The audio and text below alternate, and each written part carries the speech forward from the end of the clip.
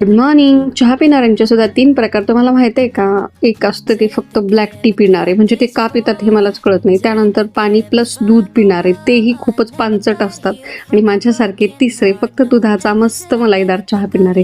तर तुम्ही कोणत्या टाईपमध्ये येतात ते मला कमेंट करून सांगा. किती निवांत बसलं ना तरी डोक्यात काही ना काही विचार चालू असतात की हे झाल्यावर काय करायचंय, ते झाल्यावर काय करायचंय. मुलांचं मात्र तसं नसतं. मुलं छान आपली एन्जॉय करतात सगळ्या गोष्टी. इथे राघवचं झोका खेळणं सुरू होतं तोपर्यंत शोरणी तर तिचा संसारच मांडला होता. आता हे किचन त्यांना मांडताना करताना जेवढा आनंद होतो तेवढाच तो हळूहळू कमी होत जातो. म्हणजे जेव्हा खरंच करायचं असतं त्यावेळी हे एवढे उत्सुकता आपल्यामध्ये नसते. शरूच्या किचनमधून डिमांड आली की आम्हाला गुलाबजामुन घ्यायचेत, कारण तिला माहीत होतं की घरात प्रेमिक्स आहे.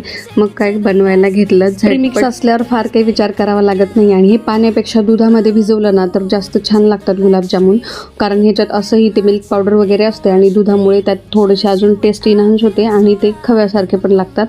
तर हे फक्त मळताना छान मळून घ्यायचं आणि गोल गरगरीत करायचे, म्हणजे जोपर्यंत त्याच्यावरचे क्रॅक जात नाही ना तोपर्यंत हे गोल गोल गोल गोल फिरवत राहायचं.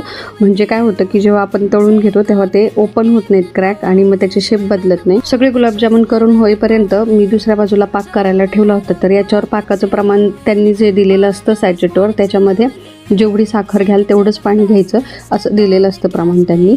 तर आपल्या आवडीनुसार आपण कमी जास्त करू शकतो. पाक आता साखर विरघळली, याला छान एक उकळी आली ना की विलायची पूड, तुम्ही केशर देखील टाकू शकता, ते टाकायचं. तोपर्यंत गुलाबजामुन आपले तळून घ्यायचे. आणि आता जे गोल गरगरीत मी केले होते त्याचा शेप बघा, आणि शर्वरीने जे करू लागले त्याला कसे क्रॅक गेले तर असं ते दिसतं. गोल करताना थोडंसं जास्त वेळ त्याला द्यावा लागतो. पाक थोडासा थंड झाला की मग त्यात जामून सोडून घ्यायचे आणि मुरू द्यायचे. चला पुन्हा भेटूया उद्याच्या व्हिडिओमध्ये. तोपर्यंत bye bye, take care all of you.